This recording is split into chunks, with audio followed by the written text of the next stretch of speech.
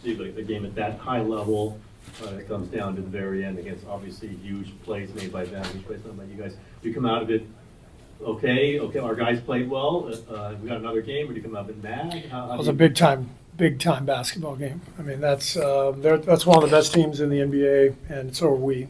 That's how I look at it. Great game, high level stuff. Stars being stars. We came up short, but not for a lack of effort. A lot of great execution. A lot of stuff that was very impressive, but we couldn't quite pull it up. Is there any kind of late game choices or mistakes you'd like back? I mean, I know there was kind of, you guys fouled pretty late in overtime. Mm-hmm. At end of regulation, you took the foul to give, but then took the shot clock off. Is any of that you feel like was a mistake? Not really. Where you go for a steal first, and then you try to get the foul next, and we got what we wanted. We got the ball back down 3 and had a decent look. So it's like I said, high level basketball game, and both teams played really hard and really well, and we just came up a little short. Jimmy was definitely limping there. Towards the end. Did you get any update? Is that at all? I think it was his quad. I think he got a knee in the quad, but he said he's okay. And did you go in this knowing that he was going to play 45, 46 minutes? Did you know that, or it just became clear that he wasn't going to? It's a playoff game, I mean, Harden played 48, Kawhi played 47, Zubac 42, Powell 44, Brandon 43. So when you get to these type games, you tighten up the rotation and you play your guys and you go for it. And was that a direct result that Jonathan's not going to play if the guy he usually subs in for isn't going to come out of the game very much, or was there other reasons why Kuminga did not play tonight? We've just found a group, with since Jimmy got here, that we're pretty comfortable with. Guy didn't play either. Guy's been our highest plus minus guy over the last 2 months. Both he and JK have been really impactful players for us, and doesn't mean they're out of the loop, going forward. It's just this is how this game played out. Steve, how hard is it to offset a minus 17 rebounding deficit there, and what are the ways you can do it if it's possible even? I thought that was the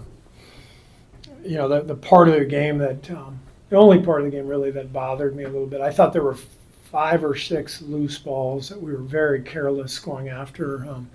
One hand, I think Moses had one where he just was loose ball and he tried to retrieve with one hand. A couple times balls on the floor. We tried to bounce it instead of going in, and it's a great lesson. We'll show those those clips and remind the guys that the ball is gold. The ball is everything, and so we've got to do everything possible to secure the loose balls and the rebounds. How much of that is Zubac's size? Because, I mean, I think in the 4 games you guys played him, he averaged like 16 rebounds a game.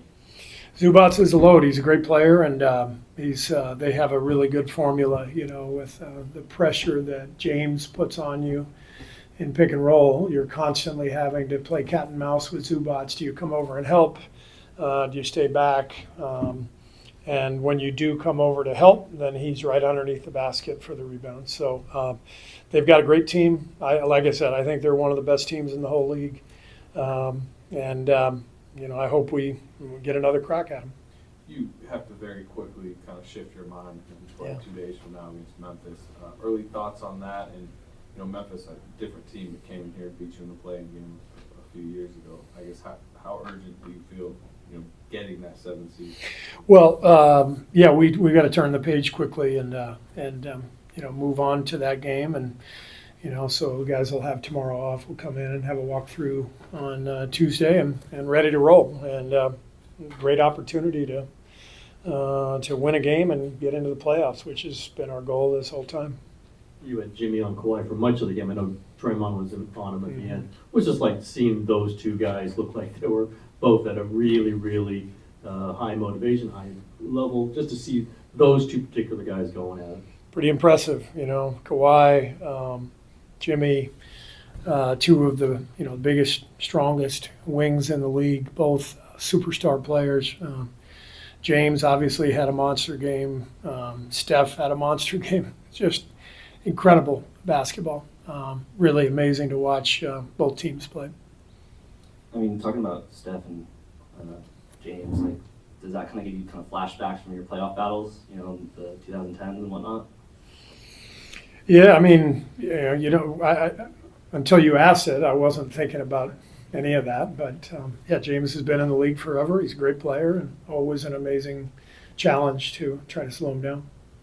Steph got through today. It looked like healthy, but how concerned are you about his thumb and also that he now will not have those days to rest and you have to turn around really quick? Well, that's what makes Tuesday's game really important. It's if we can take care of business, then we will have 4 or 5 days before the first playoff game. So, yeah, I'm not worried about Steph. I mean, sore thumb, and he goes 7 for 12 from 3 and 36 points. So Steph is Steph. You guys talked a little bit about getting back into an offensive rhythm after the last game. Yeah. In order to win today and also just make a deep playoff run. Did you like what you saw tonight? Loved it. A little bit. Yeah, 119 points, against one of the best defenses in the league. We turned it over a little bit too much, but, they have a lot of long, athletic guys and Zubats in the paint. But I thought the rhythm was really good, 31 assists. The game flowed. A lot of guys played well. Steve, before his injury, it seemed like a lot of things were running through Jimmy, as they often do. But how do you view the way he played? And it seemed like this was a sort of snapshot of playoff Jimmy, as they say.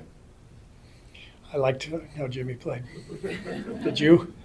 Did you like the way he played? What in particular, though? I mean, he's an alpha. He's out there and he wants the ball and he wants to get to the foul line, and you can just throw him the ball. You don't even have to run any offense. You just have to get spaced, and what a luxury that is. So 30 points, 9 assists, 1 turnover. I mean, this guy, total stud.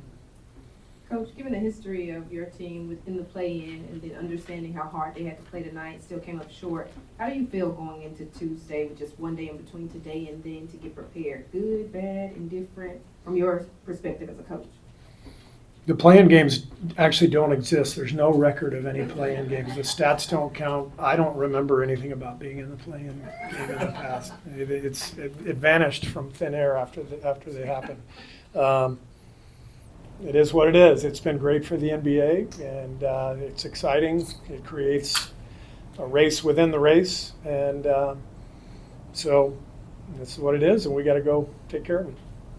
As the regular season concludes, what do you think about Draymond's body of work for potentially Defensive Player of the Year? Oh, I think Draymond is the Defensive Player of the Year. I can't imagine him not winning at this point. Just what I witness every single night, the incredible versatility of his defensive game and how powerful his brain is. He's an amazing player, and he's had a great year. I think he should win it. I am a little biased, though.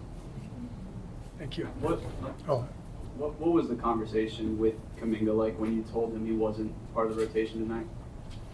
I just told him in the walkthrough that we were going to change I didn't tell him he wasn't going to play because I wasn't sure if he was going to play or not, but I told him that we were going to not go to the usual rotation in the first quarter and then go from there. Thank you.